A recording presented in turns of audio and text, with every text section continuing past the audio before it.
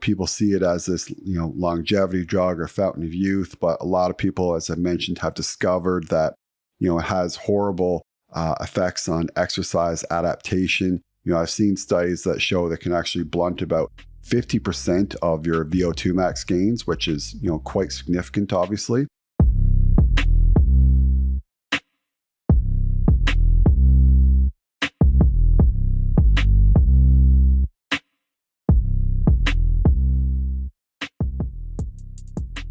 Welcome back to the show, everybody, and thanks so much for tuning in. And today I'm going to be doing a solo episode. And today's episode is going to be focused on metformin, berberine, and something that you may not have heard of before, which is dihydroberberine. I'm going to actually be talking about dihydroberberine the most. So a lot of people are familiar with the drug metformin. It's a diabetic drug. Dr. David Sinclair really started talking about this drug maybe 5 or 10 years ago, and how it can help with longevity and extend life. And because of that, it's got a lot of traction in the biohacking community. However, a lot of people, kind of caught on to the fact that metformin may not be the best for athletes. And a lot of people then turn to something called berberine. Now, berberine is something that's very similar to metformin. That is not a drug, so you don't have to go to a doctor to get it. You can just buy it online on Amazon or wherever you buy your supplements. Though, as I've mentioned before, I don't, think that people should be buying their supplements on Amazon. But we'll get into that in another podcast. But with regards to berberine, a lot of people have been taking this in place of metformin due to the fact that, it does seem to be a little bit better for athletes than, say, metformin, but still not the greatest. And also, people are taking this drug, obviously, just because it's easier to get than metformin. You don't have to go to a doctor. So, as I mentioned, right at the start, a lot of people have not taken metformin due to the fact that it does have some detrimental effects on exercise adaptations. So despite the fact that it is a longevity drug that can lower hemoglobin A1C, people are staying away from it because of the negative effects overall on exercise. And that's on strength training and hypertrophy, and then also on cardiovascular training and VO2 max. So before we kind of get into the drugs themselves, I do want to explain something called AMPK and mTOR. So these are both really important to understand in order to understand the way that metformin, berberine, and dihydroberberine work. So mTOR you may have heard of before. That's really an anabolic signal. That's what happens when you strength train, and it leads to protein synthesis, and it leads to overall hypertrophy and strength gains. Obviously when you're combining that with strength training and eating protein and all the things that we know that we're supposed to do to help with building muscle. AMPK, that's more of your catabolic mode, your catabolic signal. And that's going to be activated when our body senses low cellular energy. So AMPK turns on when we're burning fat, also during autophagy and some mitochondrial stress responses. So the important thing to remember here is that when AMPK is on, think more catabolic. And when mTOR is on, think more anabolic. And so what you want, when you're strength training, is you want to have high mTOR. You want a high anabolic signal, and you want a low AMPK, a low catabolic signal. And unfortunately, when you are taking metformin in particular, you're going to get a massive AMPK increase. And when you get this massive AMPK increase, then you're going to get a decrease in your mTOR. And that's why it's so bad for strength training, because it's going to negate that mTOR, that anabolic signal, and you're not going to get the strength gains that you're looking for.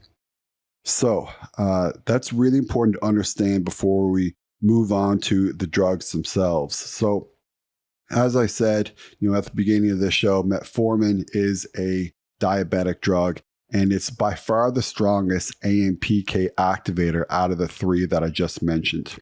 So this works by inhibiting complex 1 of the mitochondrial electron transport chain, which is then going to lower your ATP production. When ATP production is lowered, you're going to get a massive spike in your AMPK, and that's going to stop even overall your mTOR response. And that will obviously lead to a inhibition of your anabolic signaling. And this is why metformin is not good for athletes, because when you look at that cascade of that I just explained, you're going to get a reduction in your VO2 max adaptations. It's also going to reduce mitochondrial biogenesis. So that's the making of new mitochondria. The more mitochondria that you make, the better it is for your VO2 max. Zone 2 cardio, which many longevity experts such as Dr. Pia Attia, Dr. Andy Galpin have mentioned before. They really recommend zone 2 cardio. So cardio at 60 to 75% of your heart rate max. That's what's really good for mitochondrial biogenesis or making new mitochondria. What else, though, is metformin going to do? As I said, it's going to blunt your strength training gains. It can also flatten energy and just make cardio feel harder in general. So really not an athlete-friendly compound whatsoever. So berberine, as I mentioned, this is something that's a supplement that you can just purchase over the counter. And this is kind of like mini metformin. Now, it's not exactly like metformin because the AMPK activation is only going to be moderate overall, and you're going to get more of a mild complex 1 inhibition. So it's still going to suppress mTOR overall, but it's not going to do it quite as much as metformin, but it can still lead to decreased strength gains if you take it too close to working out or too close to lifting. And it can also reduce your mitochondrial adaptations from cardiovascular training. And one of the worst parts of berberine, and similarly to metformin as well, which I should have mentioned, is that they can cause drastic GI side effects. So some people just don't tolerate these drugs at all, even at low doses, even when taking it continuously for a while, they just don't adapt to it. And they just get really bad diarrhea, really bad GI side effects overall. So, berberine is kind of like mini metformin. It's a little bit better in terms of less overall negative effects on exercise adaptations, both in strength and also in cardiovascular training, but still not ideal. And so this is where DHB or dihydroberberine comes into play. So dihydroberberine is very similar to berberine, except that it actually has significantly less GI side effects. It virtually has none. I've really never talked to anybody who has had any GI side effects when they introduce DHB properly. So, definitely start out at 100 milligrams, not 200 milligrams, and we'll get into the dosages a little bit later. But overall, the GI side effects with DHB are significantly less than with berberine and with metformin. And in terms of the mechanism of action, so it's going to have basically a negligible effect on the complex 1 inhibition. And of course, that's going to lead to a much lower AMPK spike and minimal mTOR suppression. So you're basically going to be getting no blunting of your strength training gains as long as you time it well. And yes, I will talk about timing a little bit later. And there's going to be no interference with your VO2 max adaptations. And the other thing that DHB does is that it improves NAD plus and sirtuin-1 activation. So we all know that these are actually linked to longevity. So Dr. David Sinclair has kind of popularized NAD. A lot of people take NAD, whether it's through some kind of precursor like NMN, or some people actually just inject NAD+. Again, that's a little bit more for another conversation. But I will say, be careful if you do take any NMN precursors, because a lot of them online just don't say what is actually contained within the product. And so people get products that are not pure. They don't have much NAD in them, don't have much NMN in them, the precursor to NAD, and therefore they don't get really any benefit from them. So, be really careful about sourcing your NMN, which is again a precursor to NAD. With the sirtuins, so we know that by activating the sirtuins, that can lead to longevity. And Dr. David Sinclair is the one to thank for that. DHB can also lead to better mitochondrial signaling, which you're going to talk about, and better metabolic flexibility. And like I said, basically no GI issues with this, which is outstanding because a lot of people have significant GI issues with berberine and metformin. So let's talk a little bit about the DHB enhancing mitochondrial signaling that I was just talking about. So first of all, it's going to improve the NAD plus signaling, activate the sirtuin 1, as I mentioned, and it's only going to mildly activate your AMPK, but it's also going to activate PGC1 alpha. And this is the real key to mitochondrial biogenesis. In addition to the mitochondrial signaling that I mentioned, is going to reduce inflammation overall. But also note that signaling is not the same as change. So you need to have that adaptation, or you need to have a stimulus in order to get that adaptation. So that would be exercise. So when you take DHB, particularly before zone 2 cardio, which I'm going to talk about in a moment, that's where it can really shine because you're getting an increase in the signaling, and then you're going to get the stimulus from doing the zone 2 cardio. And that's where you can get an enhanced effect of mitochondrial biogenesis, or the making of new mitochondria. And that can actually increase your overall VO2 max. So it's really good for zone 2 sessions. Zone 2, again, is about 60 to 75% of your max heart rate. And just a quick note on zone 2, try to do about 2 hours a week if you can. I mean, that is, a fairly aggressive dose, you could say, overall, but you will get really good adaptations for your VO2 max if you do get about 120 minutes a week. And breaking it up into longer-ish sessions is better. So doing, say, 2 60-minute sessions might be a little bit better than, say, doing 4 30 minutes, but still doing 4 30 minutes is still great. So when you take DHB before zone 2, what happens?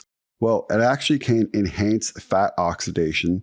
And as I said, there's going to be no negative effect on adaptations. It's actually going to increase adaptations. And there's going to be no complex 1 inhibition.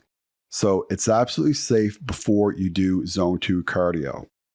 However, it's not really ideal when you want to do VO2 max or real intense cardio.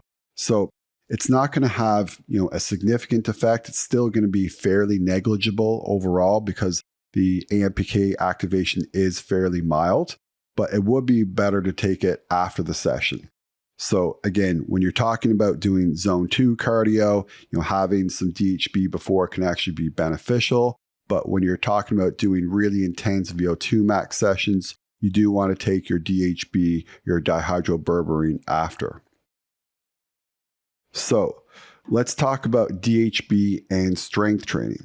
So is it safe to take before strength training? So the answer here is actually going to be no.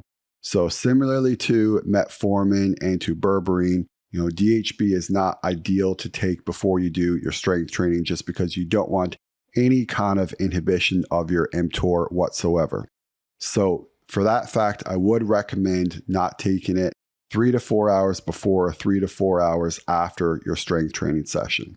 Now, if you do take it before then, it is going to be fairly minimal overall, certainly a lot less than, say, if you had taken metformin or berberine. But if you're really trying to get the peak out of everything and the most out of your mTOR, then I would advise at least waiting 3 to 4 hours before or after your workout, which I know can be a little bit tricky in terms of getting 2 doses a day, and if you do have to not take it 3 to 4 hours before and after workout, which I'm going to talk about now. But again, you want that mTOR spike after your strength training and during your strength training sessions to really maximize your muscle protein synthesis and really focus on that hypertrophy window. So personally, and I do try to aim to get 200 milligrams of DHB twice daily. I usually do get it in. Sometimes though, just because of the timing, it doesn't work out. 3 to 4 hours before and after strength training, can be a little bit tedious in terms of the timing. but it is absolutely safe to take 200 milligrams twice a day, 7 days a week. So if you can, manage to get it in, then absolutely go for it. What about taking it before bed? Because sometimes you may, be able to get away with, not taking it 3 to 4 hours after workout, but then that time has lapsed and now it's pre-bedtime. And yes, it is safe to take before bed, and it can actually be beneficial for a lot of people. It can stabilize your overall glucose overnight, and this can actually reduce your nocturnal cortisol output. So as we know, cortisol can spike sometimes throughout the night if we don't have good circadian rhythm and good control of our cortisol. And when that happens, we can wake up and get disturbed during our sleep. And you don't want to have unrestful sleep. That's going to lead to a whole host of problems. I've done podcasts on sleep before, but sleep is really the foundation of health, and anything that can that we can do to improve our sleep will in fact improve our overall health.